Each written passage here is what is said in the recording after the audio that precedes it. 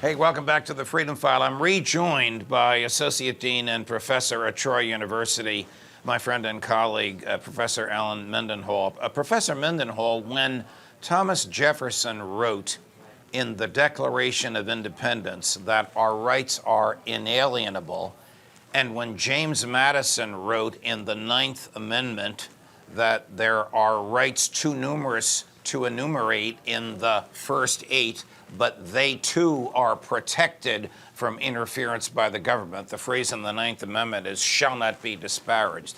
What were they talking about?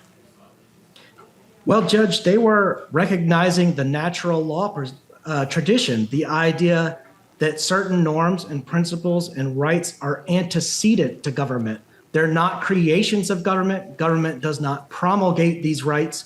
There are certain rights that government can promulgate. These are called civil and political rights, but these are different rights than natural rights. So when people talk about a right to vote, for example, that's a right that emerges out of the social contract, but it's a different right from the right to life or the right to liberty or the right to own property. These are natural rights. So when Madison wrote in the First Amendment, Congress shall make no law abridging the freedom of speech, they argued over whether the word "the" should precede freedom of speech. Congress shall make no law abridging the freedom of speech. Madison insisted that the word "the" be in there in order to show what you just said, that its origins are pre-political. It existed before the state. Well, if it didn't come from the government, if it's pre-political, where did it come from? From our humanity. Does the government reflect that view today?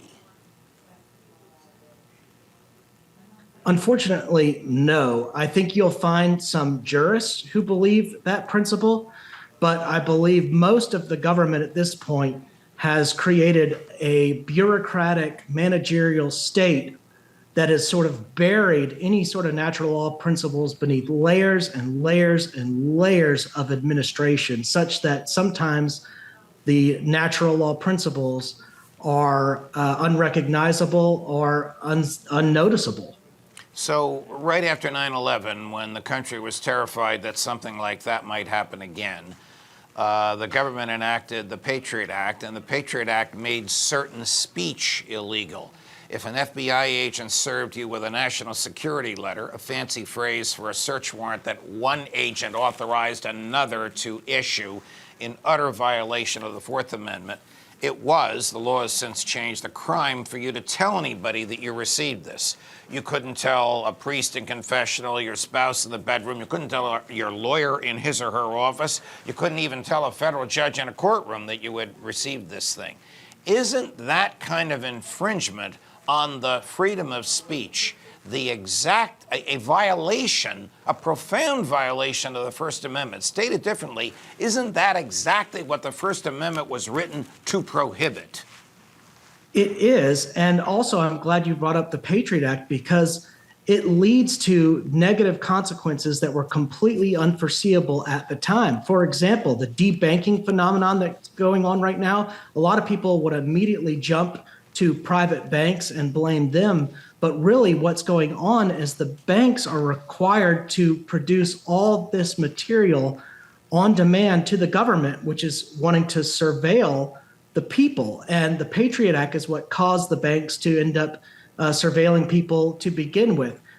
These types of national security concerns are what cause the government to use social media organizations to accomplish things like censorship that the government can't accomplish on its own. So essentially, the government figures out how it can use the powers that it has in order to get private companies, to push private companies to do things that the companies wouldn't otherwise do on their own because it would be bad business to do so. And of course, it is unconstitutional for the government to do indirectly what the Constitution prohibits it from doing directly. Professor Mendenhall, it's a pleasure, my dear friend. Thank you for hanging out with us.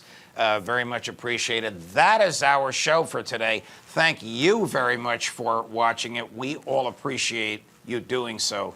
Have a great weekend. We'll see you next week.